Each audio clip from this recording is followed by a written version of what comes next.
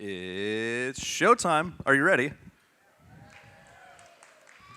All right, fantastic. Well, welcome. We got a whole packed house. Thanks for joining us here at the Corning Museum of Glass for a very special and very fun demonstration. Today is, of course, our Adopt a Glass Pet Day, which means we are joined by visiting artist Catherine Labonté. Let's give her a big round of applause. Thank you so much. Every year, Catherine comes and she unveils a new animal for her Adopt a Pet Day, for our Adopt a Pet Day. And this year, she has unveiled her new animal. We have a sample on the left side of the stage there. It's a whale. So she'll be making an adorable little whale for us all today. And she's really known for making these really cute and kind of quirky and adorable little animals. So she's gotten started. She was here earlier this morning doing some prep work. She has some things loaded and prepared and ready, but we'll assemble this larger whale, so it is a longer demonstration. And we have a lot happening around the museum, so we have other demonstrations, shorter demonstrations happening as well. But of course, you're probably all here for this adorable whale that will be put together. So let me introduce the rest of the team. We have a lot of people here on the floor. So Catherine, of course, is the gaffer for this piece of glass, and the gaffer, in glass terms, is the person leading the team. So sitting at the bench, calling the shots, and in charge of everybody. So Catherine will be directing this piece. She's brought with her a couple assistants. So we have David and we have Dorothy. They have come along with Catherine. And then, of course, we have some of our team as well. So we have Aday, and we have Andrew, and then we have Alexis, and we have Jason, who are running all of our AV and operations. And then we have is it Olivia? I'm sorry. Olivia. And then we have Olivia online, because this is also a live-streamed demonstration. So she'll be fielding questions from the internet as well. So let's give these folks a big round of applause as well. They'll be all busy helping out. And then my name is Michael, and I'm really just here for you. I get to explain the process. I get to answer questions. If you have them, be sure to let me know, because we have plenty to talk about and plenty of time to cover any of those questions that you may have. But let's get right into it. Let's talk about what's happening right now. So Catherine is working on this whale, and right now she is working on the blow for the whale. She's working on the water that the whale shoots out of the blowhole. So that is what's happening here. So she's got some clear glass. She's using some dichroic glass in these little watery bits. And that dichroic glass is kind of a sparkly and brilliant glass. It's really special. It's really expensive. It's made through it's like a vacuum deposition process. So we use quartz and different metal oxides, and in a vacuum chamber, those are heated and they deposit onto glass, and they make this really beautiful, shiny, and lustrous type of color appearance. So that's really nice. And then she's making these little drops and assembling them all together. So really nice, elegant little bits of water that are misting out of the top of the whale. So you can see this is just being sculpted. So each one is individual, and then they're all assembled together. Now she's made some more of these as well. So we have a couple pieces of equipment, so I'll start there. In the center of the stage, we have a glass melting furnace that holds all of our molten material. And then on the sides of the stage, we have two reheating furnaces. Now all of these pieces of equipment are right around 2,100 degrees Fahrenheit, so they're all very, very hot. But then on the far right side, we have a piece of equipment. We call it the garage kiln. We call it the garage because we make parts and components, and we park them in the garage, and then we just leave them there. So we can make all of these different parts, and then we can assemble these pieces later on. So that garage kiln is holding the glass at a safe and comfortable temperature. Now for us, that's just over 1,000 degrees, and 1,000 degrees is a temperature where we are not allowing that glass to get so soft that it moves. But it's also not getting too cold. When our glass gets cold, it will shrink and contract, and it can actually crack and break. So we're making sure that all of those components are cozy. But we can keep those components, we can make those parts, and then we can move them to the piece. So we have made some pieces in advance this morning, and now we get to assemble all of this stuff together. So we also have some fins that have been pre-made, and there's some of this water blow that was pre-made as well.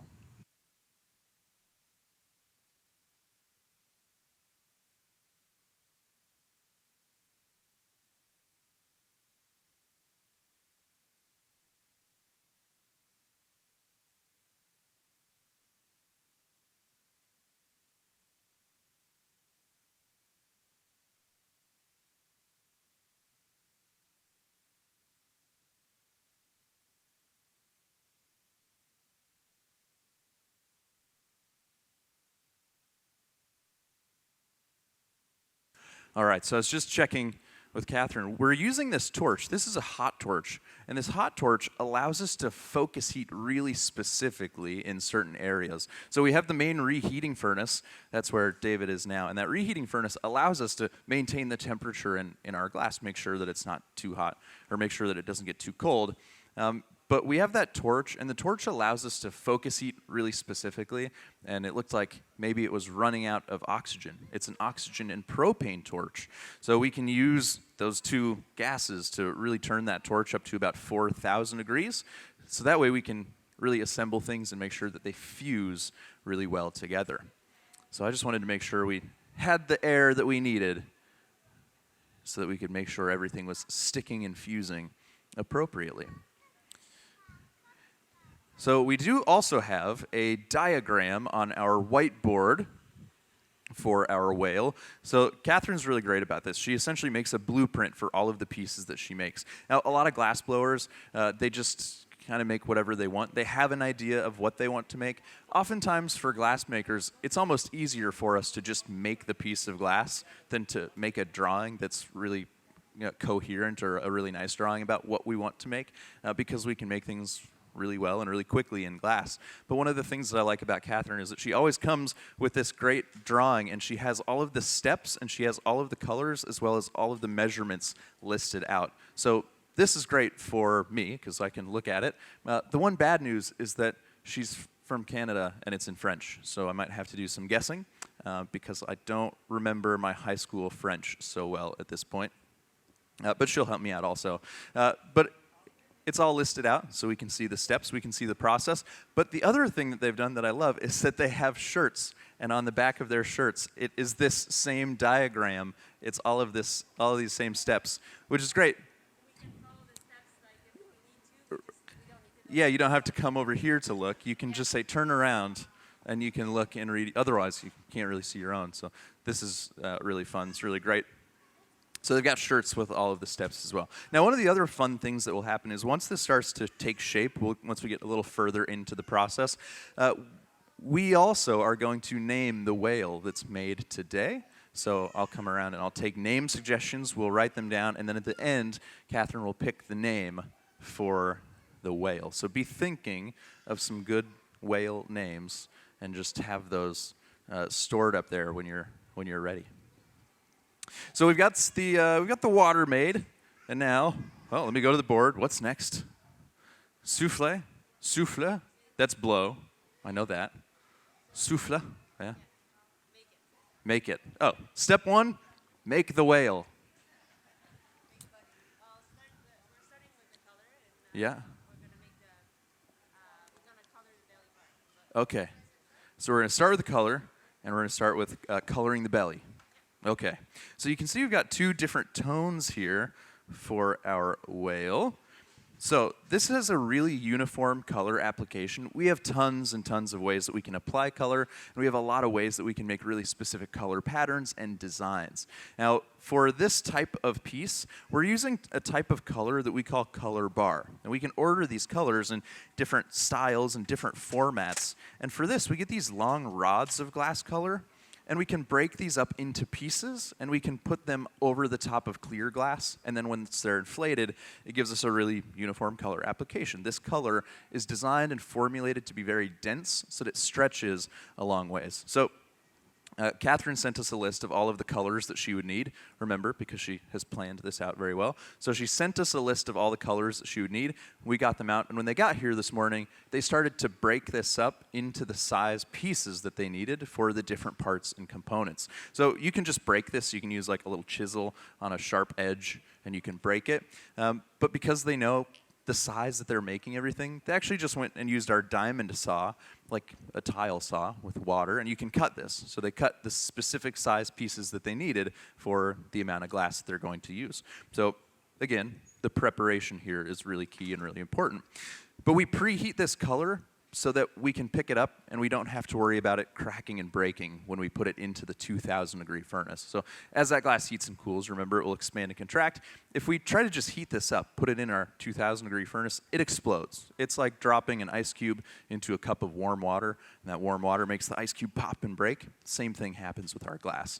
And this glass is also fairly expensive, so we don't want to blow it all up inside of the furnace. So we preheat all of those pieces, and then we can pick them up and use them a little bit later on. So they used some of those for the fins that are pre-made, and that's what David's picking up right now, I think, is that color in the garage kiln. So we use that garage kiln to make the different parts and components, but we also use that to essentially warm up some of the pieces that we need. So we have the garage kiln. We also have a color box, so it's a specific oven that we'll use to warm these up, but if you can heat it up in the garage and it's already on, it just makes sense to warm the color up there. So we'll warm up these colors. Now the colors, they're made with different metal oxides and chlorides. We buy all of this color. We don't have to make it. It's commercially available. So we get a lot of our glass from a company in Germany. So different metals make the different colors, which means the different colors have different values depending on the metal that's used to make them. But we just purchase it, and that's great because it's a lot of chemistry involved in making all of those colors and making them really uniform and really consistent. So 5 years ago, if I bought a color from the Reichenbach Color Company, and then I bought it today, or if I bought it in 5 more years, it's going to be the same. So that's really nice. If I was trying to do the chemistry and mix the colors, it'd probably never be the same. A lot of math, a lot of science. But the colors that we're using, I think we are planning to use for the whale that we're making here, I think we are planning to use this same purple and this same light blue.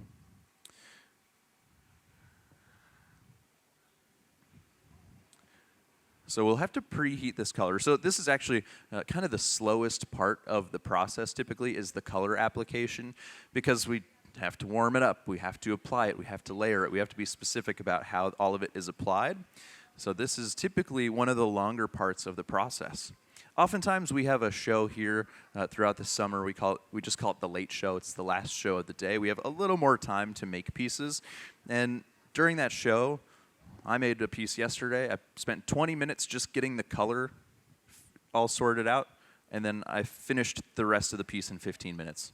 So I did all of the color, and then I blew it up, made a whole big bottle, and it was done in another 15 minutes. So it's just the foundations of getting all of that color applied before we can really get going. It's a little bit like when you're watching glass color get hot. It's kind of that whole thing about a watched pot never boils. You're kind of watching paint dry is essentially what's happening when you're waiting for the color to get hot. So any questions so far? How are we doing? Are we okay? We're okay, no questions. Okay, so this adopt a pet thing that we're doing, in our shop, we have a lot of these different pets that Catherine makes. Every year she unveils these new animals. Last year we made a hedgehog. I have a list over here of some of the other pieces that she's made in the past. But she makes these in different scales. So we have 2 different sizes of the whale, and in the shop we have even some little ones that are maybe only a few inches big. So in the past, a hippo, an elephant, a rabbit, a penguin, and an octopus. Those were all other animals that she's made. So we have all of those, or probably a lot of those, in the shop here. But they're all really adorable and really cute. People sometimes will say, your mom must have so much glass in the house.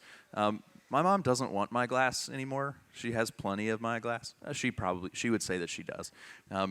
She told me not to bring any drinking cups home, but she has some of Catherine's pieces in her house because she likes the little animals because they're very cute and very adorable. She's probably watching also, so later she'll text me and say, I love all of your glass, which she does. She's very supportive. Hi, Mom. Yeah. But all of these are really cute, and they are in the shop. So earlier, when you would adopt a glass pet earlier in the day, Catherine would sign it, and then you'd get to name your pet. You'd get like a little glass birth certificate, a little glass animal birth certificate, which is very fun and cute. That's part of the whole day. That won't happen anymore because Catherine is, of course, making glass, but you can still go look at all of those little animals in the shop too.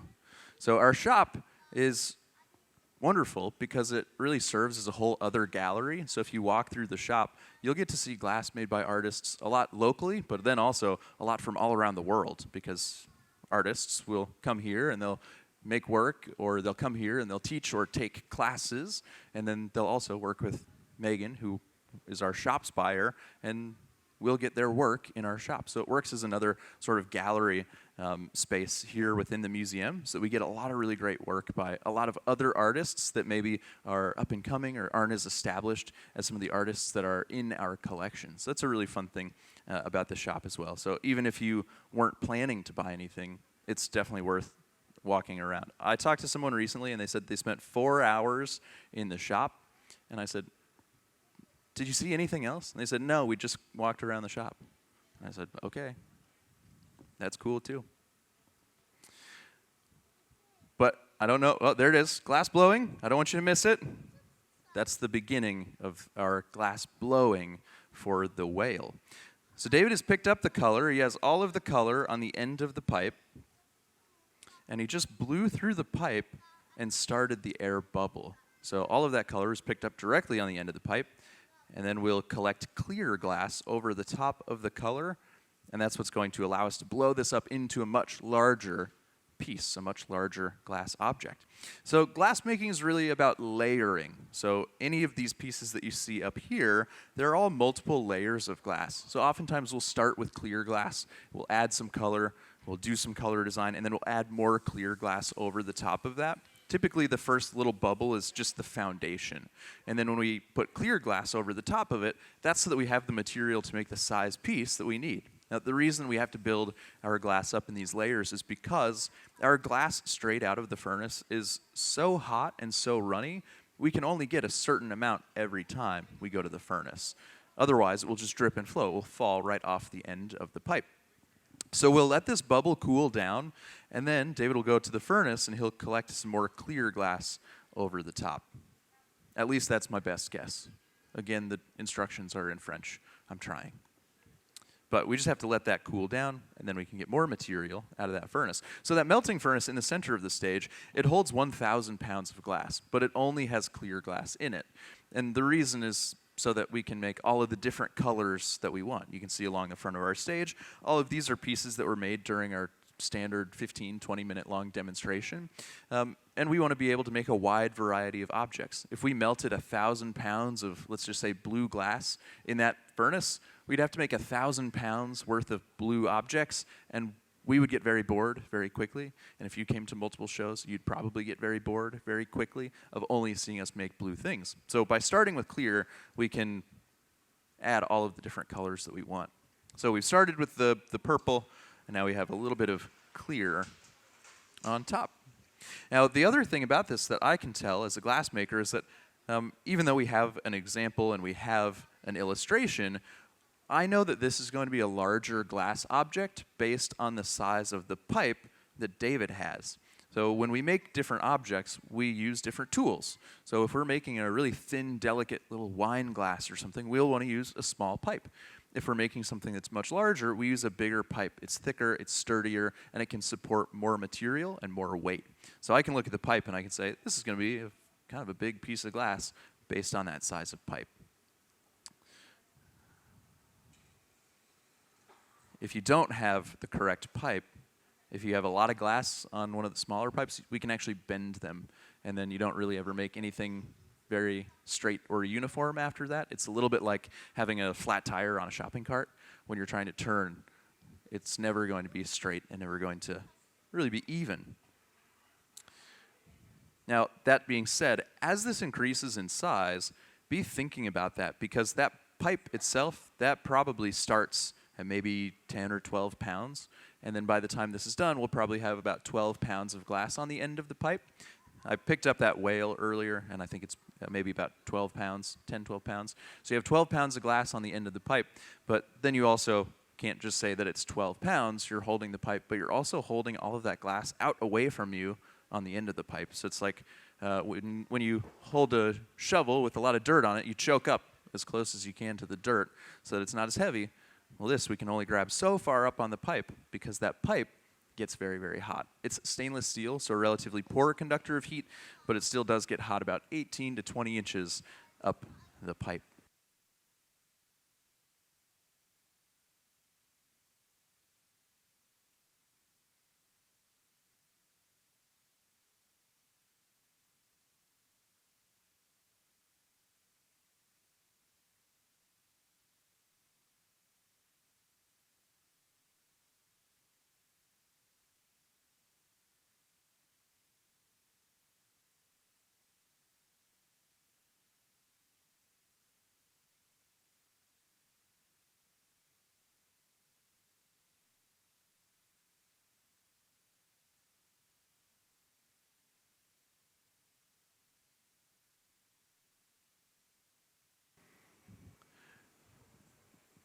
So this is more of that paint drying situation. We have to wait for this bubble to cool down, but Dorothy also has some color glass here. So is this going to go on top of that now? Yep. For the belly, right. So we are really just waiting. So David's going to let this cool down. He'll let this stabilize. He's also, again, going to make sure this doesn't get too cold while Dorothy gets this glass hot. And this will go on for the belly of the whale. The whale. The whale? Yeah, the whale, yeah. You have to emphasize the H. Yeah. So this seems like a good time then. We should start getting some name suggestions, I feel like. We can start, I know that it hasn't taken too much shape yet. It's like when you get a puppy and you have an idea for what you want to name your puppy, and then the personality is not appropriate for the name. So we'll take a couple name suggestions, and then as it comes to life, we'll just keep a running list. So if you want to change your suggestion or you want to add another suggestion, we can do that as well. So does anybody have any initial name suggestions for a glass whale? What's that? Gotcha? Is it? Oh, gusher. Like the water gushing out of the top of the whale. Also, that's a lot like, you know, the fruit snacks, gushers? It's like a little gel can. I don't know. It's a fruit snack. When you bite into it, it's got liquid in it. And I feel like their logo, I feel like something on the packaging looks a lot like the blow that's coming out of the top of that whale. I haven't had gushers in ages. Yeah. Wally. Wally the whale. Alliteration. Love it. Was that yours? Okay. All right. Wally the whale. We got Wally. Yeah. George. George the whale. Yeah. Willie. Oh, Free Willy. Classic. Classic whale name. What? Oh, Waylon.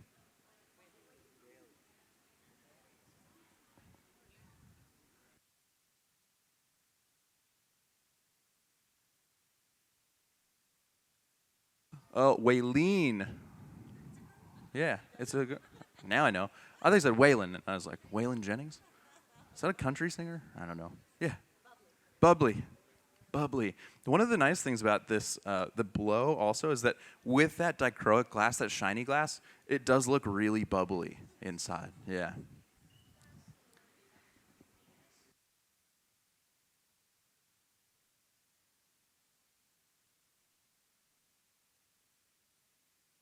Splashy. Splashy the whale.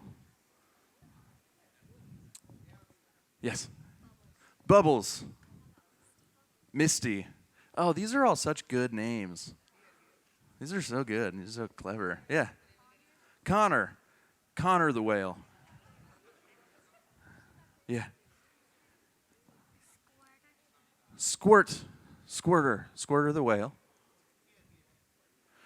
This is fantastic. There's so many name suggestions, and they're all more creative than mine would have been, which is why I'm not in charge of naming the whale. Yeah. Whayola. Whayola the whale. Yeah. Did you have one?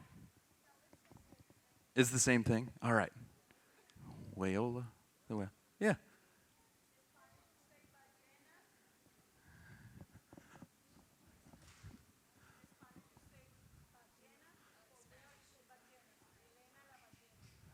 That's in Spanish? I don't know how do you spell it. B Ballena. Elena. Oh, okay. Elena the Belena. All right. It sounds a lot better when you say it. Yeah. It sounds better when you say it in Spanish. Yeah. I'll come around. Let me work my way through. This is fun. I get a man of the people. Yes. Sumi? Sumi the whale? All right. Can I sneak by you? Can I slide by? Thank you. Sumi the whale. Okay, I see a couple more hands, and then we'll take a break on names for a little while. Yeah. Mopey? Bopey. Moby. Oh, Moby. Like Moby Dick. Classic whale tale. Yeah. Yeah. Old Faithful. Oh, that's nice. Good reference. All right, I see one over here. I'll come over here. Don't worry, if I didn't get to you, I'll come back. I'll come back around. In the meantime, we're getting close to putting on that belly color, or maybe it is on. Yeah. Clacko. Clacko. That's a fun one, too. Clacko. Grimace. That's a much tougher sounding whale name. Yes. Bluey, like the show. Is that about a whale? I've never seen it. A wolf thing? Oh, all right. I'm not familiar, but Bluey. Okay. You know, I was doing some research earlier. It said on the sheet, it says on the description sheet that it's a baleen whale, which then when I did some research, is actually a whole category. That's like the category of whales. So a baleen whale is like a blue whale, a right whale, a whole bunch of different, I think 16 different species of whale. But it's actually, the baleen, that's what's in their mouth. That's what allows them to catch the krill and then push the water back out. That's the baleen of a whale. Yeah. Torch. Oh, torch is good. Yeah. Blue violet. Oh, getting them both the colors. Levia. Levia. Levia the whale. Yes. Wilma. Wilmer. Wilmer the whale. More alliterations. I love alliterations. Berry, like blueberry. Berry the whale. I keep being like, we're going to do a couple. All right. Walter. We're going to have a solid list. I'm glad I don't have to choose. Yeah. Win. With an I or with a Y? Like Winnie. Okay. With an I. Win. I was thinking with a Y, like W-Y-N-N. That's why I asked. See? Okay. Really? One more. I'm going to get your name. And then, don't worry, I'll come back around. We'll do some more whale names in a little bit. Also, I got to think of a whale name. Bailey. This is great. I really get my steps in down here. Yeah. Wayne. Wayne. All right. Okay, one more, because I'm going by. Glash? Glash. I think Glash with a G? Glash with a G. All right, so we'll come back to the whale names. Thank you for participating. Lots of whale names. I'm going to think of one also.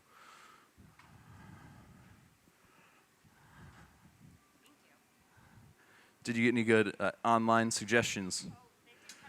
Oh, they've been coming in? Oh, perfect. Oh, Jacques is in Cousteau. Yeah. My mom suggested that one. Jacques. Also, appropriate, because Catherine is from Canada.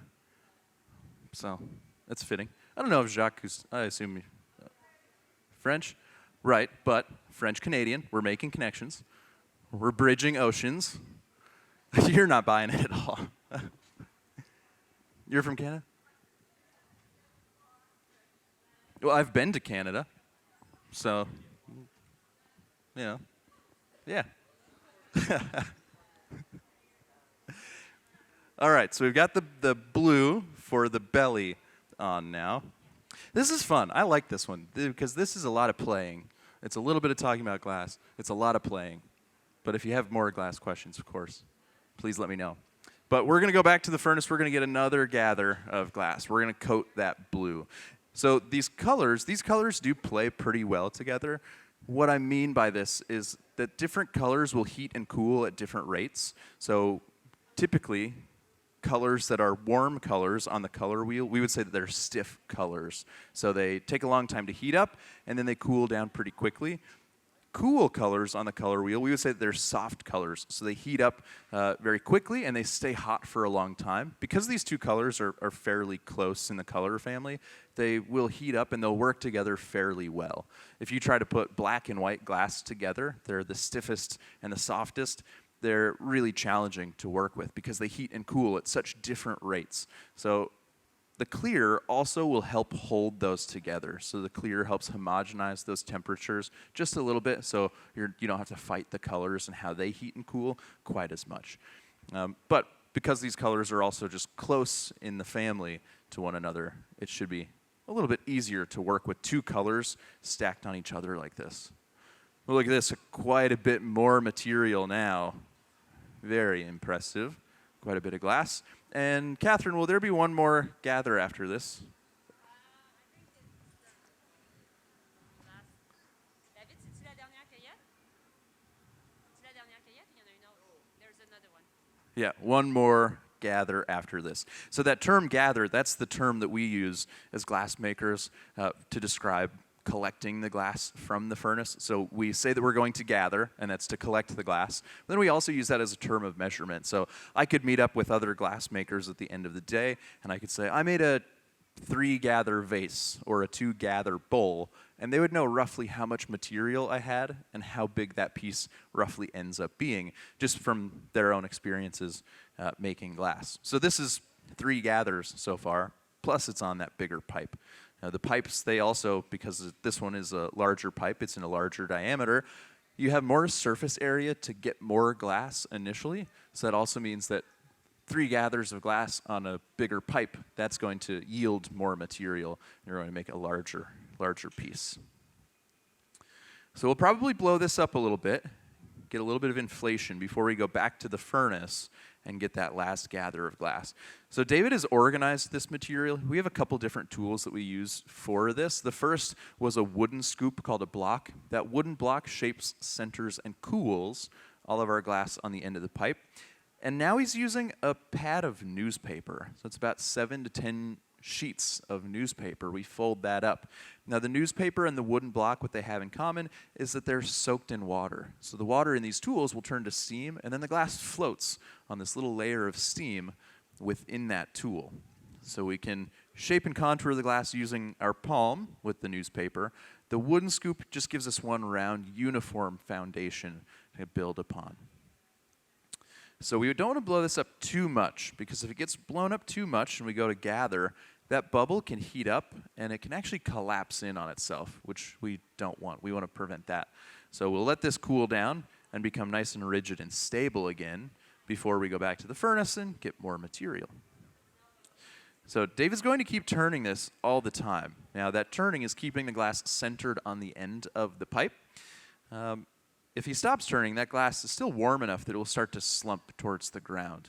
So we'll always keep that glass turning, and then we look at how the glass is moving to determine the temperature. So when this cools off enough that it becomes rigid and it stops moving, well, then we can go back to the furnace and we can gather some more glass.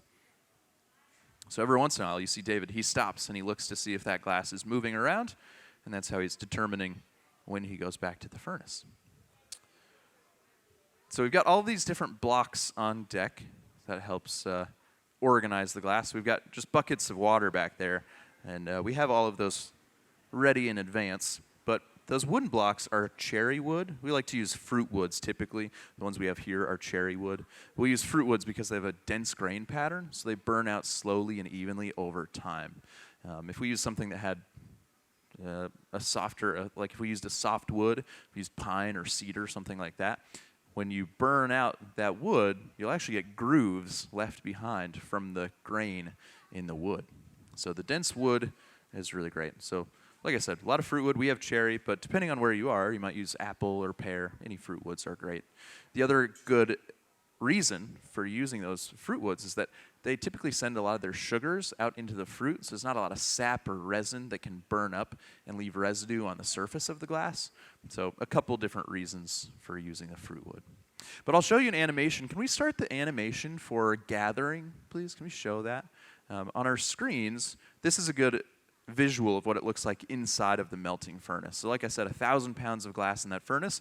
We push the pipe down beneath the surface of that glass, and we turn and we spool or wind up those additional layers. And this should be a pretty big gather coming out of the furnace on this one. So he turns to wind that material on. A lot of glass. And then did you see how that glass just falls right off the end of the pipe? So he holds it vertically. That allows us to get rid of some of that material. So we call that a strip gather. So we collect the glass, we gather the glass, and then we strip some of it off. We let some of it run off just so that we have the correct amount of material. If we kept all of that, this would be a way bigger whale than what we have planned. So we also cool off the pipes. The pipes, as I mentioned, are stainless steel, so it's a relatively poor conductor of heat. However, they do get hot, and when we're in the furnace for a while collecting all of that material, a lot of that pipe is inside of that 2,000-degree furnace. So we just have a little trough of water here. We set the pipe in, we pump the water up, and then we can handle that pipe and handle that glass a little closer and be a little more comfortable. So this will be the amount of material to create our yet-to-be-named whale. We have a lot of suggestions. We just haven't picked the final name. So, Goliath. All right, Goliath. Add Goliath to the list.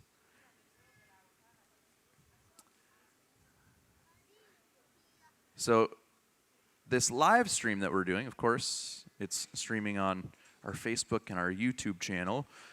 If you have to leave, if you can't stay through the end when Catherine picks the whale's name, you can always go back and reference the video on our Facebook page. I think it stays up for maybe a day or two. And then in maybe a week or so, we get that live stream up on our YouTube channel, and then we will also have a picture of the finished whale. Because when we're finished with the whale today, we don't get to let it sit out in the open air, because, remember, if it cools too fast, it will break. So we'll put it into an oven called the annealer, and we will anneal our glass. We'll slowly cool it down to room temperature. Now, for a piece like this, we'll do that for definitely a minimum of 12 hours. It might even be 24 hours. That cooling time is determined by the thickness of the glass. So thin pieces of glass, a lot of the things that we make just through normal demonstrations, we'll cool those in 12 hours. But something that's thicker, and especially something that has these additional components, these additional attachments, we want to cool those more slowly, because those are areas of weakness or potential stress areas. As the glass cools, the thicker glass will cool more slowly than the thinner glass. The whole point of the annealer is to make sure everything, regardless of thickness, is cooling at the same rate. So we'll cool our glass slowly. It's a computer-controlled program. So we'll cool the glass slowly, and because this has the additional fins and the eyes and the blow, we want to cool it slower so that we make sure we can handle this nice and safely. So when we first start using that big torch, see people jump a little bit. That's a propane torch. So we have the hot torch. You saw Catherine using that earlier, that oxygen and propane. That big propane torch, it does the same thing as the smaller torch. It allows us to focus heat in a certain area, but it's not as hot and it's not as precise as that hot torch. So it's still giving us the ability to choose what we're heating a little more than the reheating furnace. But David was heating that so that he could do this move here, create the jack line. Now the jack line is the designated breaking point. This is where we'll separate this whale from the pipe later on. So we're creating this crease, this constriction.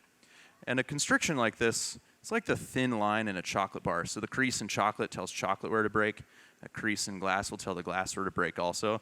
Now I just want to hop in here. I want to keep David comfortable. I'm just using a wooden paddle to shield his hands because he's pretty close to this glass. And this glass, remember, over 2,000 degrees. So it's very hot right there. So the wooden paddle just prevents a little bit of that heat from blasting him in the hand. So you notice the teamwork when we make larger pieces like this. So we've got 5, 6 glass blowers down here. And as you increase the scale and the complexity of the pieces, you increase the size of your team. And that's so that I can do things like shield David's hand. You can see we got opening, people opening doors. That's a job. So I've seen teams probably 10, 12 down here working on the floor, especially when we have 2 reheating furnaces going. You can be working on different parts and components. And Catherine would still be in charge of both teams, even if we were working at 2 benches as the gaffer and as the designer. But you also saw that Andrew was heating that glass, and he was turning for David. So David was squeezing in that constriction, and Andrew was heating and turning, because when you have a big piece of glass like this, it's hard to be turning, also squeezing in that constriction. Now the other thing is, you'll notice that Andrew keeps his hands on the back of the blowpipe, so he's actually holding the pipe down. When you get these larger pieces, the pipes are a bit counterweighted so that they help stay level, but when pieces get big, that pipe tends to want to tip. It wants to lift up.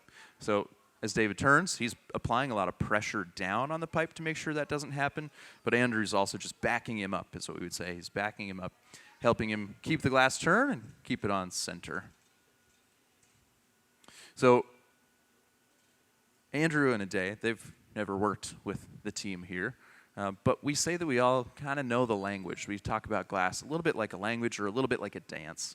There are certain steps, and as glass makers, we understand and we know those steps. We can anticipate what's going to happen next. So even with, maybe you don't speak the same language, or maybe you've never worked together, you can still pretty easily, pretty quickly jump in and work with people and make new work. Actually, Andrew and Ade, they're both here for the summer. They're joining the team. In the summer, we have additional hours. We have more programming, so we bring more glass makers in. I think today was the first day I've ever worked with Andrew. It went fine.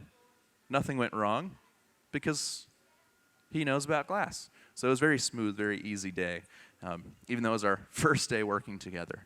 It's funny when we tell people that. They're always surprised because hopefully we're making it look really smooth. We're making it look really easy. That's, of course, the goal. But glass making, as you may have been able to tell just from what you've seen so far, is anything but easy.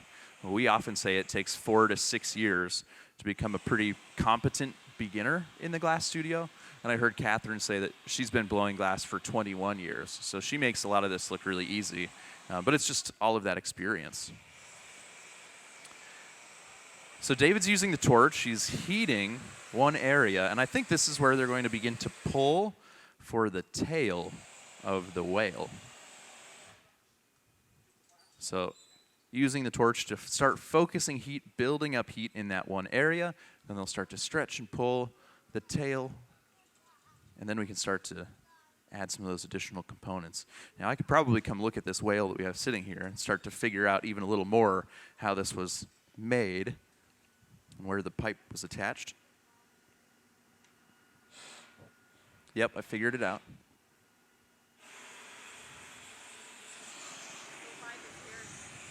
Yeah. So Catherine was saying the blowpipe is at the top. That's where the blow will go. That's where the blowpipe is. But I can tell if I look at the bottom that this was puntied, so it was transferred onto a secondary iron, but you have to keep a hole in it so that you basically don't collapse the piece, you don't create a vacuum. But also this allows you, if you attach a second blowpipe, if you make a hole and attach a second blowpipe, you can close the top and you can still add additional volume. You can still inflate the object. I'm also going to sit this back down because I don't want to drop it. So there will be a transfer here involved so that we can finish up the top, close that hole, and put the water spout on.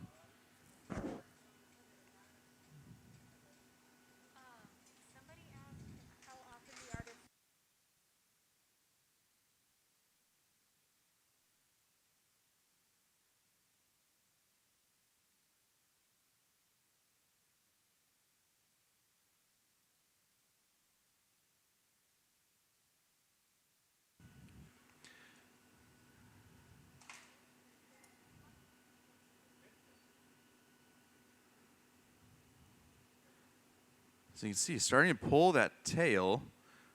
And you'll notice that David has a glove and he's got a sleeve on to protect himself from some of that radiant heat. So it's not very common that we wear gloves in the glass studio. If we're making something that's small, a lot of the things you see along the front of our stage, we wouldn't really wear a glove for any of those things. But when you're sculpting and you're in close proximity to the glass for a longer period of time, you definitely want to protect yourself. So I like to wear one of those sleeves when I make anything, just to protect me from some of the radiant heat. I'm very sensitive, so it looks like I get a sunburn on my arm just from the radiant heat. Even sometimes when I wear one of those sleeves, it looks like I have a sunburn from the heat. But the gloves, oftentimes they just hinder your dexterity. They're more of a nuisance than anything else. But when you're pulling on the glass with shears like this for a while, you definitely have to have those gloves on. Otherwise, you're not really thinking so much about what's happening with the glass. You're thinking about how hot your hand is. And that makes it much harder to concentrate and focus on the actual glass making that you need to do.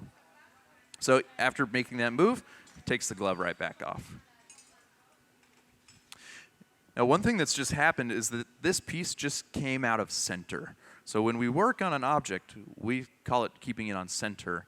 But now that we've pulled this tail to one side, the weight is not evenly distributed, which means turning just gets a little bit harder because you have to turn, and that piece, you have the weight that's unevenly distributed. It's like pushing a rock up a hill. You have to turn that heavier side up, and then when you bring that heavier side down, you kind of have to hold it so that it doesn't fall towards the ground. So that's one of the challenges when you start working sculpturally, is that it's not centered anymore. So they're talking about the next steps, and it looks like the next step will be to create the bottom of the whale, so to start flattening that bottom section so that this whale has a place to sit. But how are we? Any questions out there at this point? Sure, yeah. Yeah. Yeah, the newspaper that we're using, the ink is not transferring to the glass. So when we start using the newspaper, first of all, it's soaked in water. But when we start to use it, it does start to burn up, and we get this carbon layer that develops. So it's not transferring to the glass in any way because we have basically two layers. We have this carbon layer where it's just burning, and then we have that steam bed that's created from the moisture. So this is one that we've been using. It's not in great shape, but I can still read some of the text on the backside. This one is brand new. We haven't used it yet. It's just an advertisement. We like to use the Corning Leader. We like to use our local paper. It works best for glass making. But yeah, some people will get newsprint paper, but it's not actually printed on. So it's just blank newsprint paper, and they'll use that. I'm sure that, maybe there's an advantage to that. I don't really think so, but we've used newspapers all around the world. We had a program for about 10 years. We had glass studios on cruise ships. So we had 3 glass studios on 3 cruise ships, and we traveled all around the world doing glass blowing demonstrations, which also meant that we would pick up newspapers from all around the world. And some newspapers just didn't hold up as well. So sometimes if you were going to go out to the ship, whoever was out there would call and say, "Can you bring some newspaper? Because this newspaper just falls apart so fast." So, yeah. Also, sometimes people will ask us, what happens when there's no more newspaper? And I don't think I have to worry about them eliminating paper in my lifetime. Yeah, so I'm not concerned about that. But there is another alternative to the newsprint, and it's a woven graphite. It's like a graphite felt pad.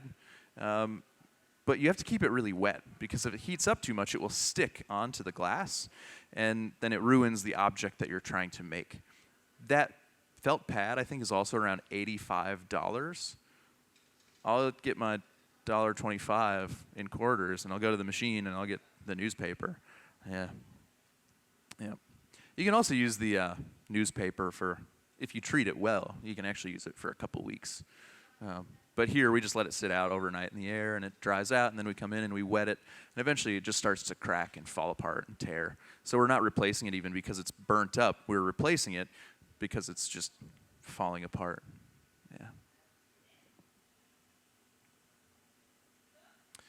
So I think right now we're working on the mouth of the whale. So I saw Catherine using the hot torch, and now she uses this metal tool, we call it a tag, to draw the line in for the mouth. Or maybe it's the head. I don't know. We'll find out.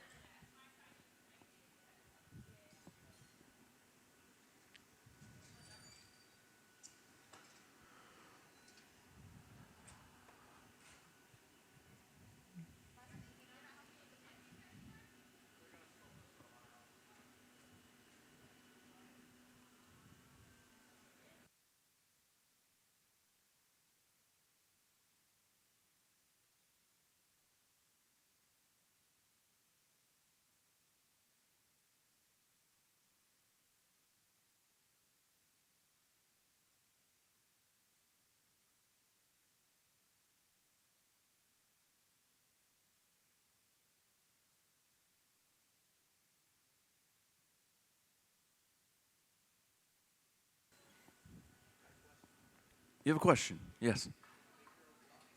Sorry? Do we make our blocks? We do not make our own blocks, those wooden scoops. No, we just purchase them. I'm sure we could, but it's way easier to purchase them. They also actually have numbers on them, and the numbers are describing the size of them. So this is a 6 block. So you say to any glass blower, grab me a 6 block. They'll bring you a small block. But that's actually about the opening. It's describing the opening here.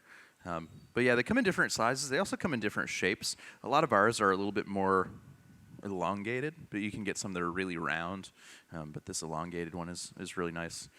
So yeah, there are different places that you can order these on the internet. There are a couple different companies that make those.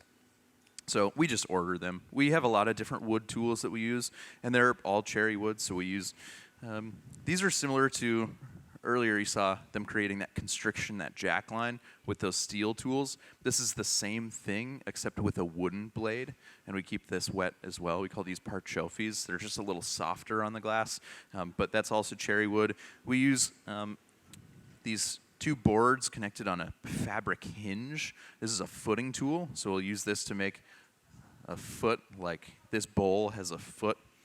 So we squeeze the glass in between these 2 boards, and it gives us a nice round foot. This is a typical and traditional Swedish style tool. These we've made before. I know that we've made these. But yeah, for the most part, we just order all of that stuff. But yeah, it's also kind of funny to think about, you know, that there are companies that make tools just for glass blowing. You would imagine that's a fairly niche market, but still a pretty big market. You know, when we use these wooden blocks as glass blowing professionals, we use these blocks pretty minimally. So we'll only use them for a few seconds, then we dip it in the water and we use it again. If you go to a college studio or a university studio, someplace that they teach a lot of beginner classes, these wooden blocks are in disrepair because beginners can't turn the pipe really well, and they use the block as a crutch to keep the glass from falling off onto the floor. So these burn up way faster than in a studio with skilled glass makers. So we use them for a long time, but that's not always the case. It depends on the skill of the glass makers in the studio. Yeah. But some of these tools as well, like the steel tools, those jacks, I'll hold a pair up over here. These steel jacks, they're handmade. So they're oftentimes forged and handmade. So that's even more of a niche market. And there are probably 4 or 5, 6 or 7, very few tool makers who are really well known for making tools like this. And they're around the world. We get these tools. We have some of these tools from Japan, from Italy, from here in the States. But just those tools are made with such high craftsmanship as well, which also means that they're quite expensive. Some of them are very expensive. But if you treat that tool well, you'll use it forever. You'll use those tools for a really long time. But glass blowers oftentimes if you meet a new glassblower or you work with a new glassblower, one of the first things you start to do is you start to look at their tools and see what kinds of tools they have and what kinds of fun and cool and unique tools they have. There's just a big conference. It's called the Glass Art Society Conference, and it happens every year. Glassblowers get together from all around the world. There are demonstrations, there are lectures, and it was just in Detroit last week. And tool makers will go and they'll sell tools. So one of our glass makers, Darren, he's working in our innovation stage today. So if you go up there, Darren just got some new tools at the Glass Art Society Conference, and he brought them in, and we all looked at them and touched them and played with them, just feel the action on the tools, and we all have a little bit of tool lust. But yeah, it's it's always a shiny new toy. Yeah. So we're starting to get the lines pressed into the front of the whale. Now this is embarrassing, but I will admit this. I was talking about a baleen whale, but it just says la baleen, but that's whale. That's just whale in French. So that said, I've come up with my whale name suggestion. Baleen Dion. Also French Canadian, right? Celine Dion. That's the reference. It's funnier when I explain it, isn't it? Yeah. Well, nobody booed, so I'll take that as a success.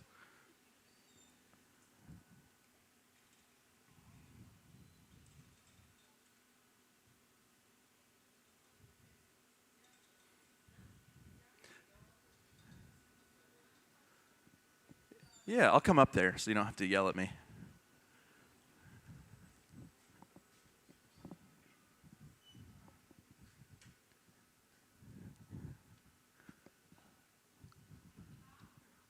Yes. Yeah.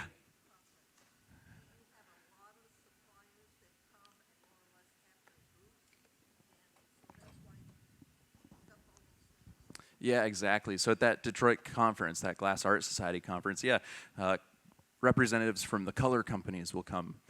Tool makers will come. We have across the parking lot, it's called the Studio at the Corning Museum of Glass. It's our educational facility. We send representatives from the studio to go.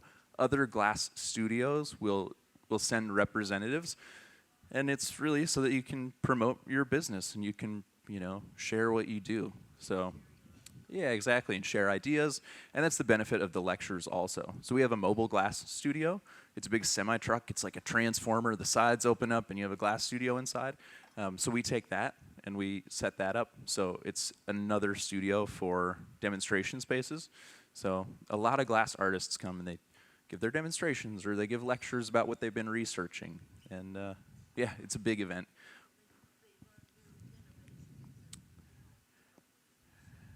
Exactly, yeah. It's a way to bring the community together, share a lot of information, share a lot of knowledge, and then everyone can improve on that and, build their skills or build their practice, whatever it may be. Yeah. I think it's 3 or 4 days. Yeah, 3 or 4 days long. I've actually never been. Yeah. How long do I have to work here before they allow me to go? Great question. I don't know. The way it worked actually this time was they said, this is when the Glass Art Society Conference is going to be. Is anyone interested in going? So that's where they started. And I immediately replied, I'm out, my sister's getting married. So that's why I didn't go, because I was just at my sister's wedding last weekend, which was also super fun. So I don't feel like I missed anything at the Glass Art Society. Yeah, yep, it's annual. I want to go, like a couple years ago, it was in Venice. I want to go when it's in some place like Venice. That's when I want the museum to be like, here, Michael, it's a plane ticket. I'm like, whoo, it's great. Yeah, but, when it's in places like Venice, everybody on the team says, I want to go to Venice. So it's a lot harder. Yeah. And I'm not the most senior member on the team, so I definitely don't have priority or seniority in any regard like that. But I do get to go out when we send our mobile glass studio places. Last year, I spent a couple weeks in Wisconsin. We went to the Woodson Museum in Wausau, Wisconsin. They had a big glass exhibition, so we sent our mobile glass shop to basically support their exhibition. And so I spent 2 weeks in Wisconsin, and that was a lot of fun because you get to blow glass outside, and a lot of people come to see you every single day, and yeah, it's really great.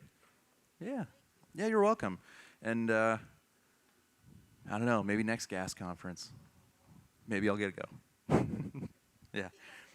Yeah, thanks. Sometimes it's here in Corning, and that's really great when it's in Corning because we've got this shop across the way. We have more glass studios.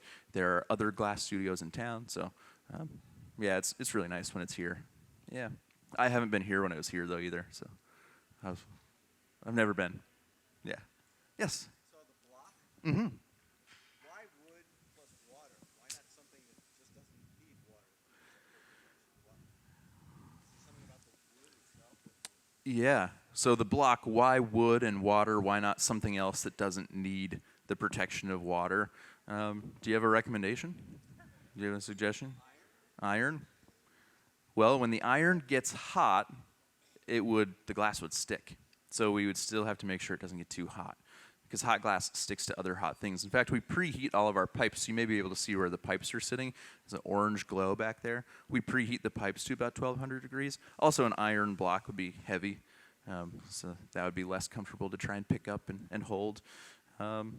Yeah, there's just a thousands of year tradition, and it's sort of like the newspaper. Like, we don't know who the first person was that said, I bet newspaper will work, or paper will work.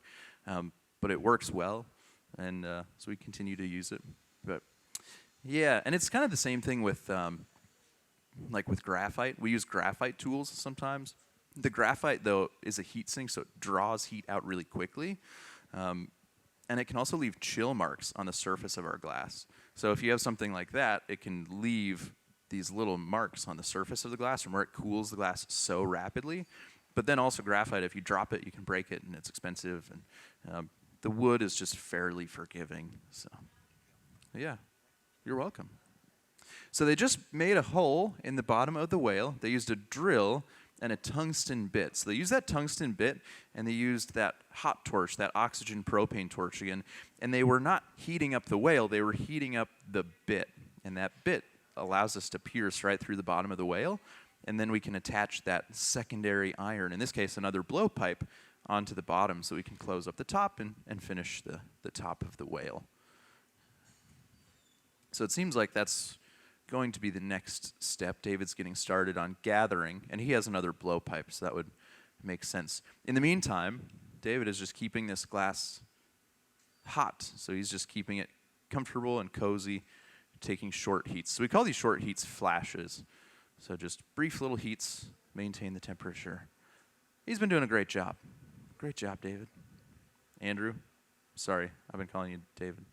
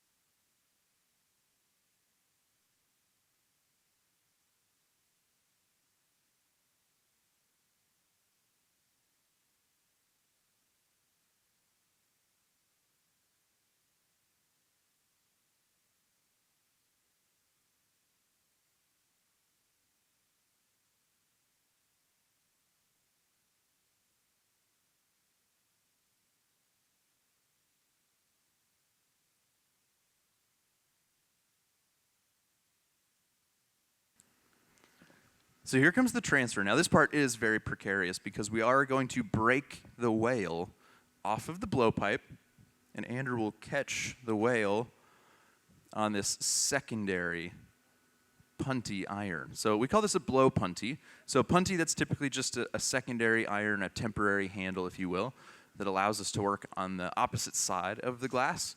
But this one, because it's on a blowpipe, we'll be able to inflate the whale. It's a little bit different.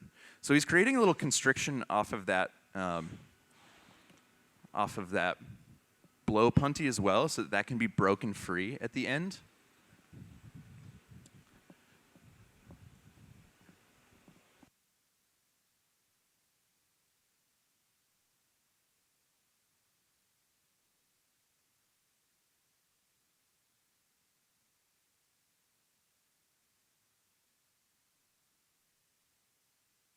So we'll use water to cool that constriction.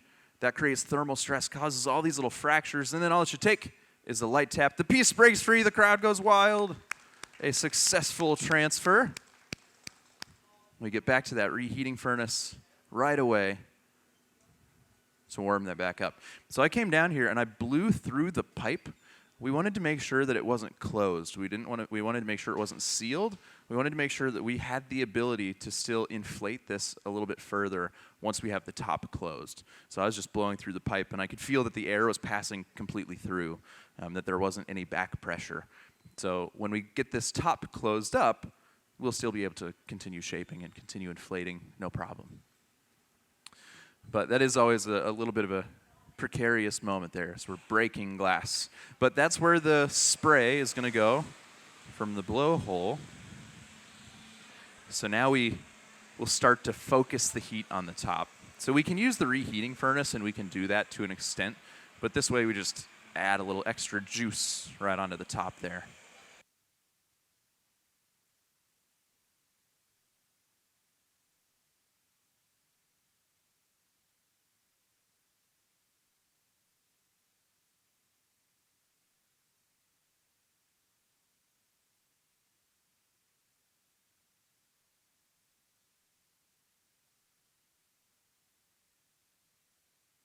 So this view inside of the reheating furnace is great. You can see the top of the whale where that was just broken free.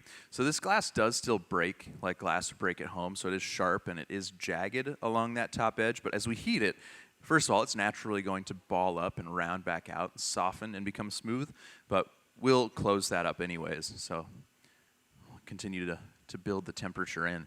But that view inside the reheating furnace, that view is made possible by a specialty glass at the back of the furnace. Sometimes people will ask, what kind of camera do you have that doesn't melt inside of your furnace? And sometimes I say it's like the GoPro Inferno or something like that, but it's actually a very ordinary camera behind some extraordinary glass. So we have a normal camera back there. We also have 2 fans that are blowing air on that camera so that it doesn't overheat. One time our fan stopped working, and then our camera stopped working, and we didn't know why, and it was melted back there behind the furnace. But we have this window, and it's a specialty glass called fused silica. This is that same window. This one has seen better days. This one's been dropped a couple times. But this fused silica, it melts at about 4,000 degrees, and it was used for a lot of different space applications. It was invented in 1934 here in Corning by Corning Incorporated, but they didn't have a purpose for it. They knew that it was 2 things, really. It's very optically clear, and it wouldn't melt until those extreme temperatures. But because there was no use and it was expensive and challenging to make, they just kind of put it back on the shelf. And then years later, NASA came along and they said, we need some windows that can withstand re-entry back into Earth's atmosphere at about 3,500 degrees. So that fused silica glass was used for the Mercury and Apollo and shuttle missions, which is pretty cool. And that factory where it's made, so it was invented here in Corning, but it is produced, it's manufactured in Canton, New York, and we took that mobile glass studio to Canton, and that was really fun because we got to blow glass. We got to do glass making demonstrations for people who work with glass, but have a very different understanding of glass and work with a very different type of glass than what we do. So we got to go blow glass there, but we were given a tour of the factory, and I was looking at this coffee table in the entryway, and it was just a unique shaped table. It had a glass top and a wood frame, like a beautiful wooden oak frame. But the woman giving the tour said, do you like our coffee table? And I said, yeah, it's a really nice coffee table. And she said, that's a space shuttle window. And I said, of course it is. Well, why would it be anything else? But that was pretty cool. It's kind of a fun thing. And we actually, if you go to our innovations area, we do have a couple space shuttle windows in our collection. So you can go get a good look at that. But it's great when we want to see the top of our pieces, the top of our whale. So David's got that closed up. He's using these shears. These shears you also won't really see in any other industry other than glass making. We call these diamond shears. They close at a diamond aperture, so we get a really nice termination point on the top of the whale because these close and cut from 4 different sides. So we get these in a couple different sizes as well, but yeah, they close from 4 different sides, and it gives us a really nice round termination. So we use these for handles a lot also. You can see how that closes from 4 sides. Some people think we call them diamond shears, like maybe they have diamonds in them or something. If we do have diamond tools, so we use a lot of cold working equipment, we call it. So when we're finished with a piece of glass, after it's cooled to room temperature, we can cut and polish and grind the material. And a lot of times those are industrial embedded wheels. So it's industrial diamonds embedded into these wheels, these rotary wheels. So we do use diamond cutting type tools, but not here in the shop. These are just normal steel shears. But this is one of those tools that every glassblower kind of has a preference for whose diamond shears they like to use, how they cut, the action, the shape of them, the profile of the handle or the blade.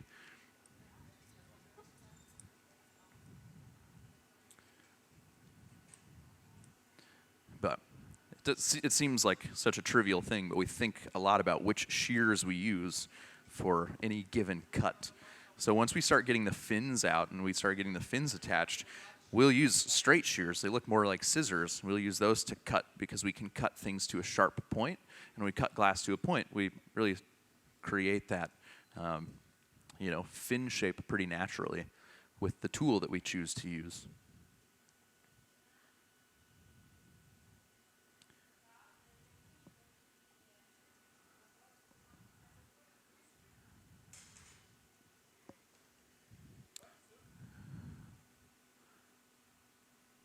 So a little bit of blowing. So you can see how that blow punty is so important here. So they can keep inflating this even though we're on the punty, even though we've turned this around. So you can remove that initial point of contact where the blowpipe was attached. And then you can inflate that, make it really nice and smooth and round.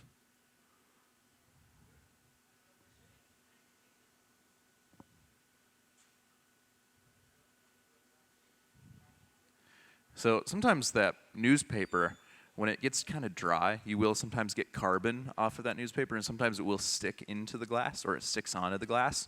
So there's a little bit of carbon on the surface, and David just used his sleeve that he's wearing to protect his arm. He just used that to brush that off. Sometimes you'll see glassmakers really quickly use their hand to brush the carbon, brush the newspaper off of their glass, and I try to not do it. Typically, that's my general rule, is to not touch the glass with my hand. But you can do it, and what's happening is the oils in your skin are working in the same way as the water in the newspaper or the block. There you have this like little steam barrier, this split second of protection. But I sometimes don't feel like I'm coordinated enough. Like I feel like I'm going to hit it too hard instead of like brush the surface. So I just avoid it. But I think now we're going to start getting into the attachment portion. So we'll start adding some of these additional components here. And that may mean that I might jump in a little bit to help out as well. We'll see.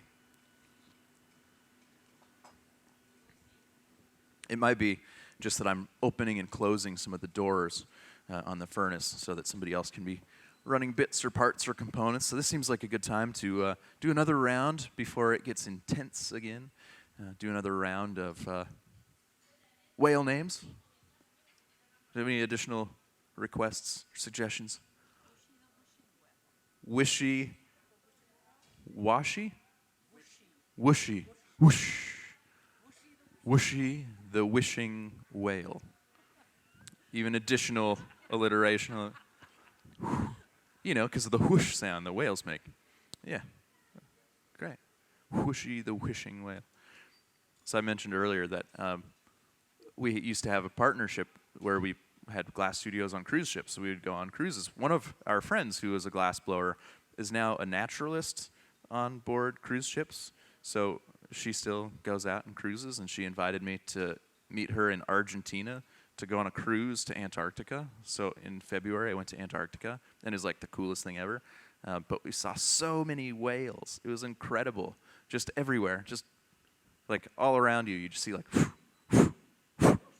the whoosh of the blow, the spray from the whales. That's what I thought of when you said whoosh. Yeah, it was super fun. If you ever get a chance to go to Antarctica, I recommend it. Were there any other name suggestions? Yeah. You got one? What is it? Blubber. Of course. Can't believe no one said blubber yet.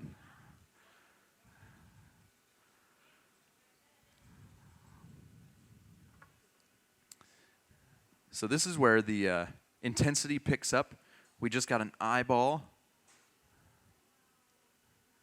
So look at that. I use these big gloves. These are a Kevlar glove. It's basically the same material that firefighting suits are made from. So with these big Kevlar gloves, we can grab onto the glass for a brief second, and we can stay comfortable. We don't get too hot. So you can grab the glove, or grab the eye with the glove and stick it right on. And it's a lot easier to use the glove than to use one of our tools. We have different tools that we can use to grab onto the glass that are made specifically for grabbing different parts of glass. But the glove just gives us so much more control. So we've got one eye.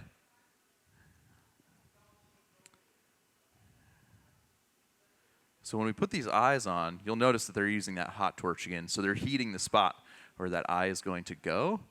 And you can see there's a little bit brighter orange glow in that spot where the eye does need to go. And that's then what Catherine uses as her target, kind of her landing pad.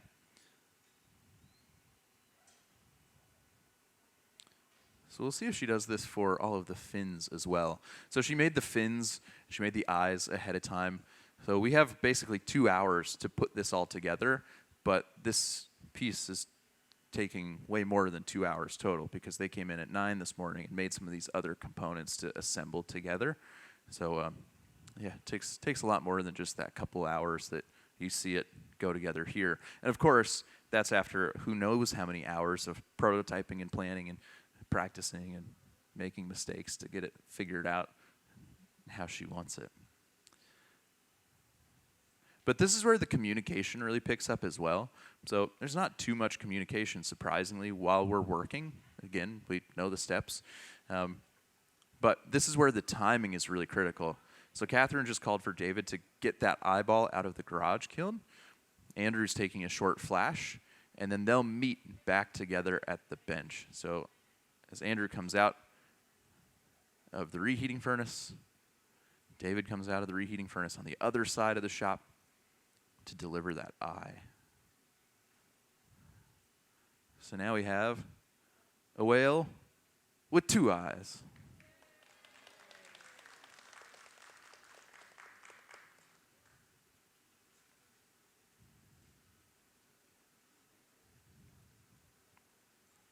I think whales are one of those creatures that they use hemispherical sleep.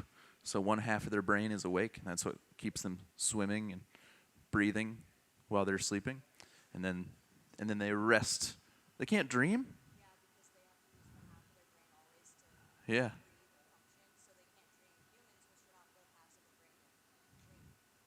Huh. The more you know. Thanks for that whale fact. Turns out, whales don't dream.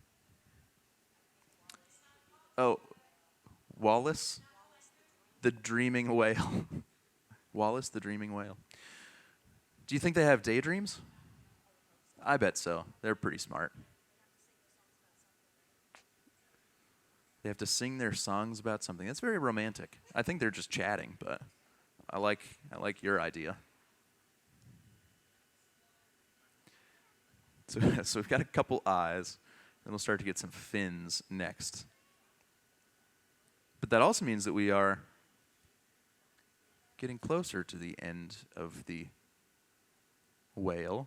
So if you've joined us partway through, this is part of our Adopt a Glass Pet Day, which is a fun thing that we do every single year. Catherine Labonté comes from Canada. She makes something different every single year, and this year she has revealed to us this adorable little whale.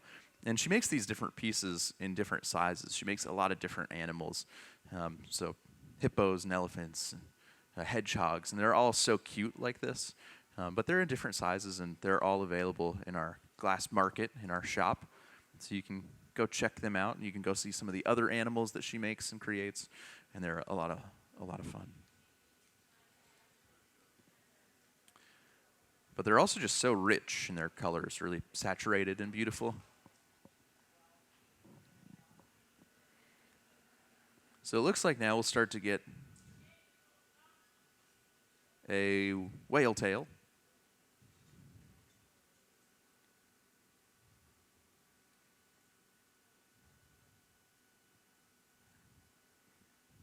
Now I would assume also that this could have been made as a right or left tail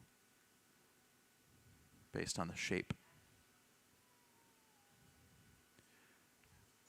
Now each of those components, they're not really that big, but they are also solid, and glass is very dense. So every time they put one of these new components on, the whale gets a little bit heavier for Andrew to pick up.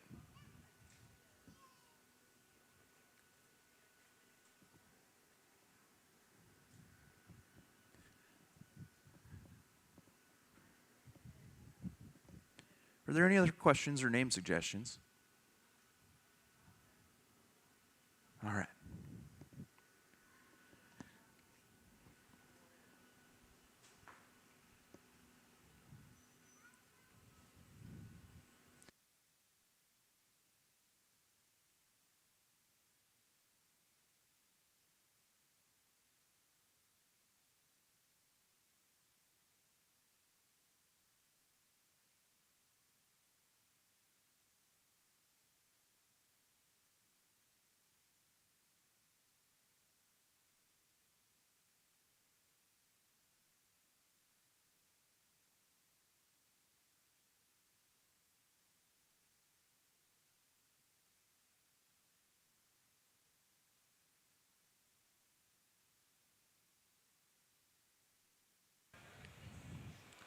So this is, again, just one of those moments where we're really trying to balance and maintain temperature. So Aday has this torch, and she's focusing the heat on that punty connection. So we want to make sure that that punty doesn't cool off. If that punty cools off, if we set the glass down too hard at either the yoke up in front of the reheating furnace or at the bench, that whale could fall off. It could break at that point. So we want to make sure that that stays hot as well. So use the torch just to balance out the temperature, give it a little love. Now, this is important, that punty connection, it's the last thing into the reheating furnace, and it's also the first thing out. So it's just not getting as much heat in general every time we take one of those short flashes at the furnace.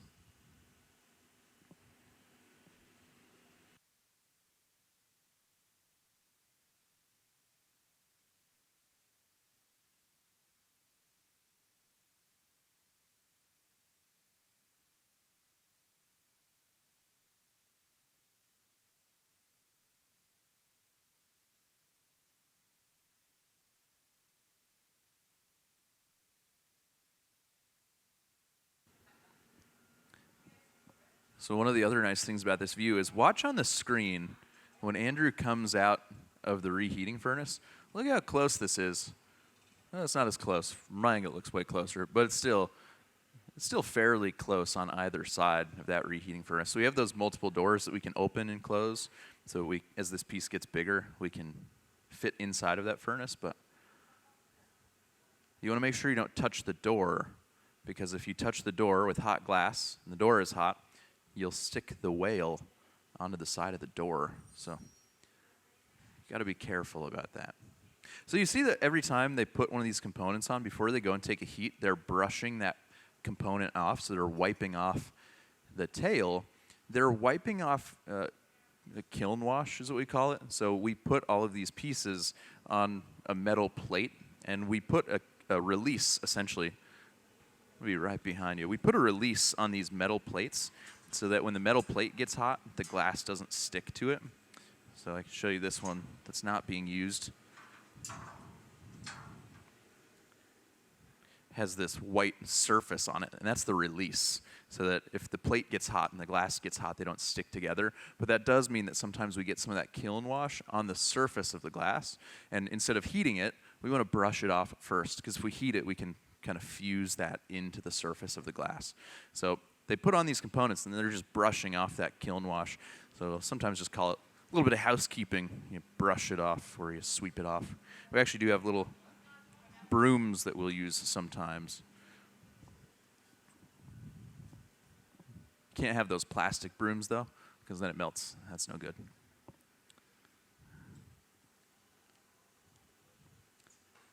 It's funny in glass studios, because in glass studios you either have a broom that it's like a natural material that you can always tell has been caught on fire at some point. Like somebody tried to sweep up some scraps while they were too hot, and you can tell that it's been on fire, or they have one of those brooms with plastic bristles, and you can see the same thing. It's all melted and curled up, and it doesn't do the job very well.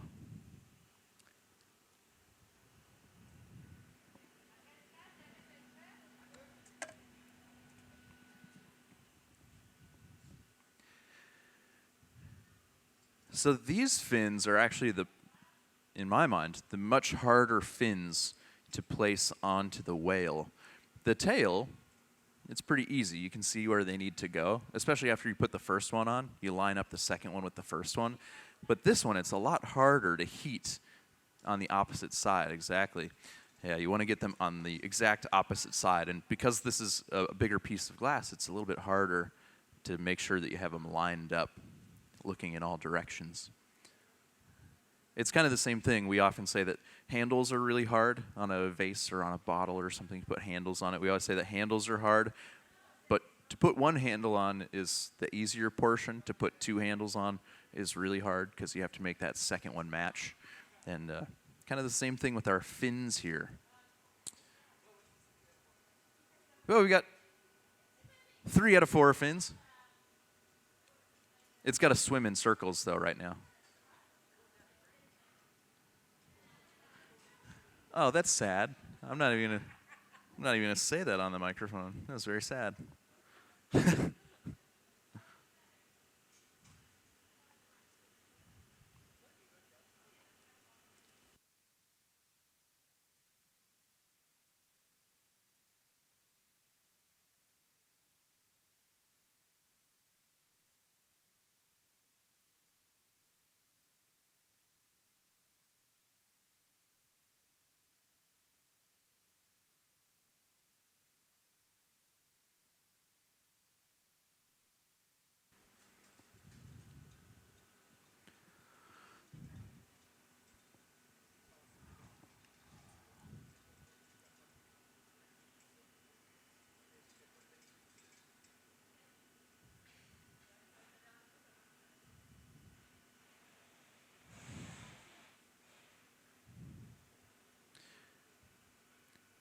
So you've seen us use this torch to maintain temperature.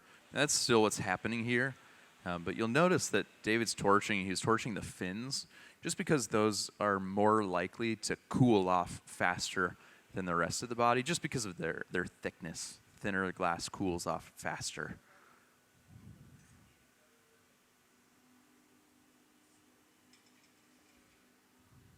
Oh, could you hear the steam whistle? Did you hear the steam whistle? It's quitting time. I'm out of here. That steam whistle is just a fun holdover. This used to be a huge factory town, tons of glass factories, all up and down Market Street. That's our little downtown area. So it used to be all glass factories at one point in time. And so they had the whistle, and I think it goes off. I used to have a tab open on my phone. I looked it up once, but it's something like 7 or 8 times a day. So it goes off, twice in the morning.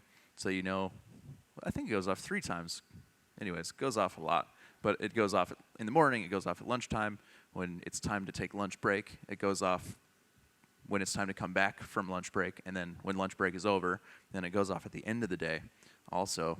And you can pretty much hear it throughout the entire valley. And at one point, there was a vote to see if we should keep the whistle. And everybody in town pretty much voted to keep the whistle. So that's pretty fun. But it's a huge steam whistle. And it's over at it comes from the Y parking lot. And if you get out of your car and you're like right on time for work and that whistle goes off and you're not prepared, it will scare you so bad. It's so loud.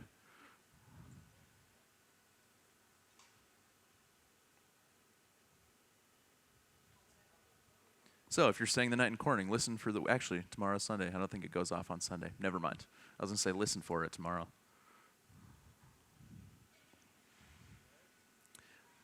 All right.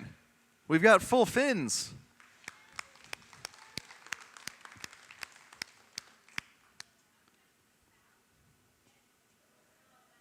Now it's time for the spray. I just heard that is the last thing. And let me double check on the shirt. Yep, I can read it. The spray is the last thing. I can tell. Yep. So the spray will be the last part. So remember, when we're finished with this, we have to break it off of that punty, and we'll load it into our annealing oven, and we'll slowly cool this. And then that's not the end, because we also then get to hear Catherine's decision for what the name of the whale will be. Were there any final suggestions, requests?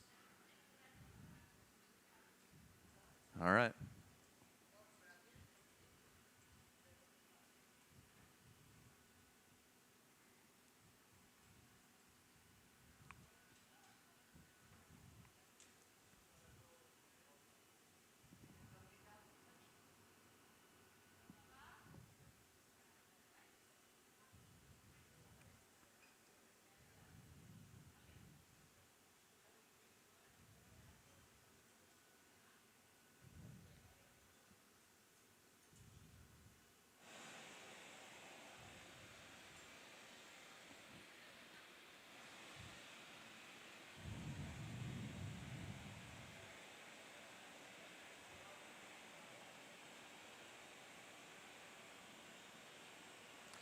So one thing that I learned is that you can oftentimes identify what the whale is if you just see the spray.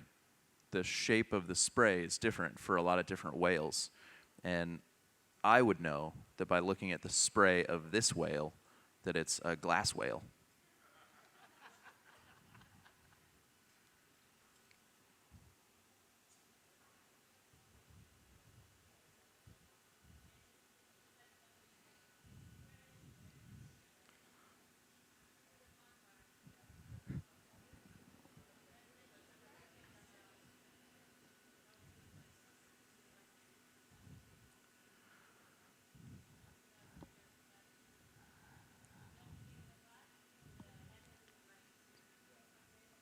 So some heat right on the top, right in the center. And there is still a little mark left behind from where we closed up that opening from the blowpipe. So that makes it easy to find where the spray should go.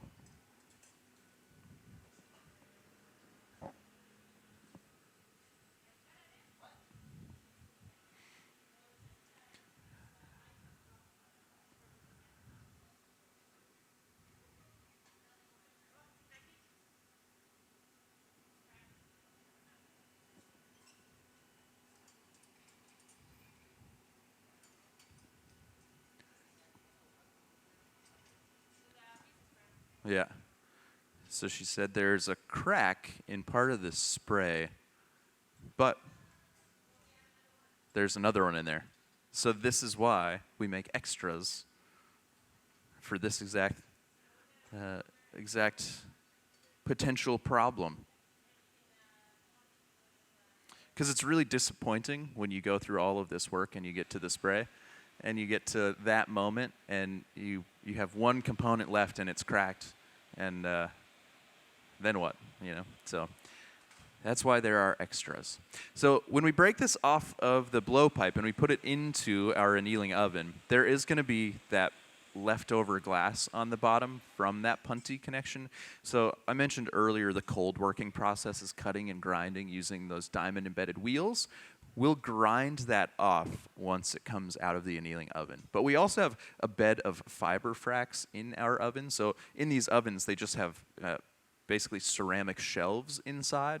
But because of the fins, we want to make sure we've got a really soft place for this to sit. So fiber fracks is just an insulative material that we can put in our annealing oven, and then we can set this down, and it's going to rest really gently. And we don't have to worry about it getting scuffed or anything from the ceramic bottom of our annealing oven. But it wouldn't sit very well anyways because of that remaining glass that's left on the bottom. So once it's out of the oven, that's when we can cold work. That's when we can remove that and take care of that. And that's also how we make sure that all of these pieces sit really nice and level and straight. They don't wobble around.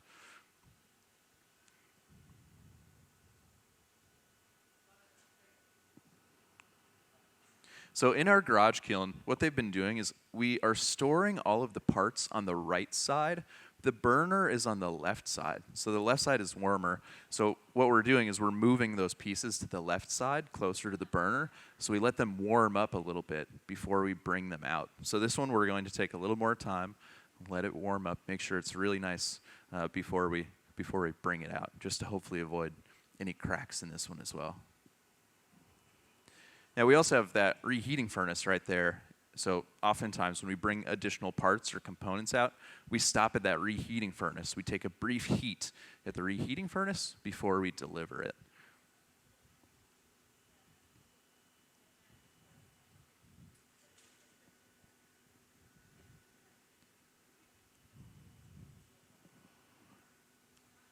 So while we wait for that to warm up, we just wait, maintain the temperature, take those little flashes.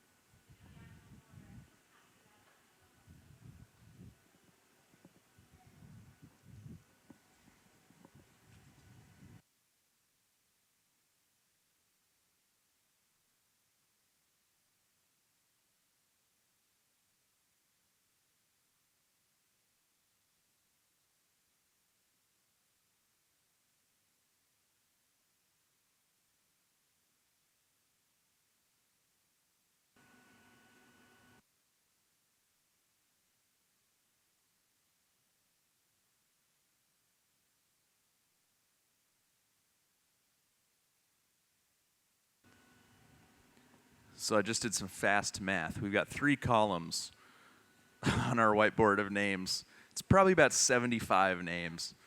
Yeah. Oh, there were 76. Look how good my fast math was. Yep. I'm glad it's on the internet because that's the best math I've ever done. And it was still wrong. That's actually the worst part about it. All right, so here comes the spray. So a quick stop at the secondary reheating furnace.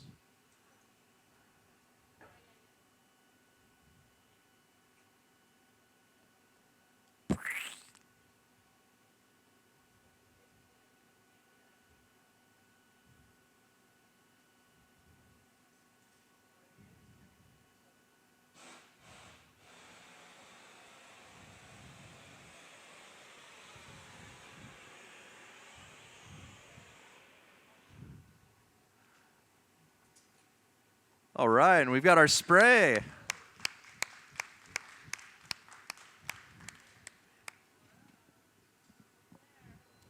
Every year I watch Catherine come and do this, and every year I just go, that's so cute. I wish I thought of that. That's so cute. So that's the last part. Of course, it's not the longest part. The longest part is to slowly cool this. And then maybe the second longest part will be for Catherine to decide what name she likes from our vast list. But this is where we really start to just balance out all of the temperature. So Andrew has been taking these heats throughout the process, all those little flashes, and now he gets to suit up to catch the whale. Anybody catch a whale before? So he'll get some protective equipment on, some PPE, some personal protective equipment. He'll put on a sweatshirt. He'll get on some big, heavy gloves. So we have a pair of gloves that are even heavier than those ones that Catherine was using to catch those pieces with and put those pieces on. He'll get some even bigger gloves on. But he'll also put on a face shield because that oven, that annealer that we're going to load this glass into is 965 degrees Fahrenheit. And that's probably 525 Celsius, something like that. So we're going to open up the doors, and he's going to be holding a 1,000-degree whale, and he's going to stick his head inside of our 900-degree oven. So he's got the hat on to protect the top of his head, the face shield to protect his eyebrows, and he'll have to put this into the oven. So I'll be sure to go over there and grab the doors. Now, one thing that he'll do as well is he's going to preheat those gloves because we've talked about this thermal shock that we can create. We don't want to cool the glass and crack the glass with the gloves right at the very end either. So he just holds them right in front of the furnace to preheat those gloves so that those are also not going to be a potential breaking risk for our whale. So this is probably going to take a few flashes just to build up the temperature.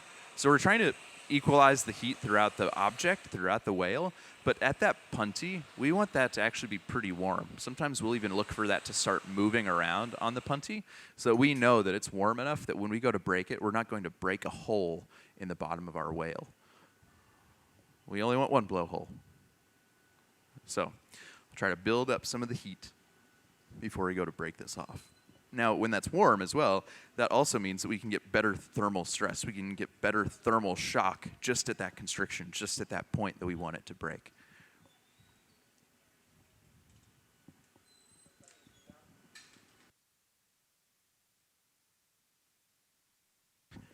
So we've got all these vents, and that's our air conditioning. So I just put the air conditioning vent down so that we don't have to worry about tripping on it. So here comes the water and the steel tool. That helps create some of that stress as well. So pick it up. Breaks right off. That's perfect. Get it away into the oven.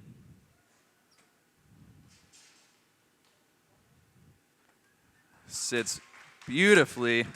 Fantastic job. Come on, let's give him a big round of applause. Catherine Labonté,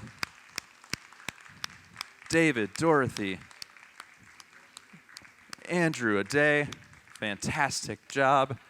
And then, of course, after the celebration, we get to find out what the name is.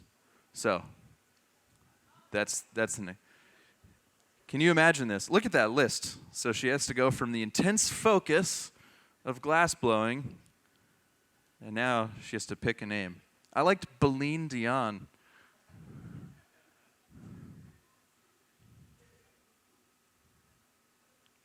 Queen of power ballads, am I right?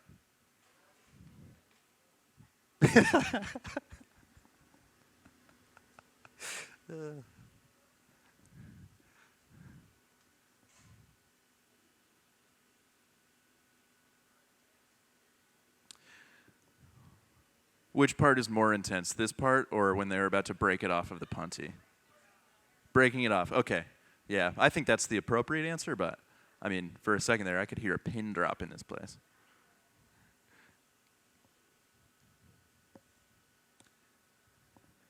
She only has 1,000 names to read. Any final questions? Oh, you think you know? Luna. All right, it's going to be Luna. Beautiful.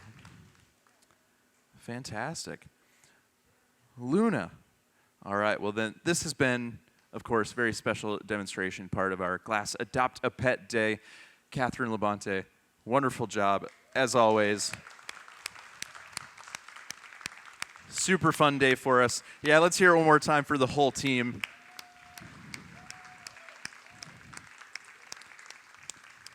very fun day for us here at the museum.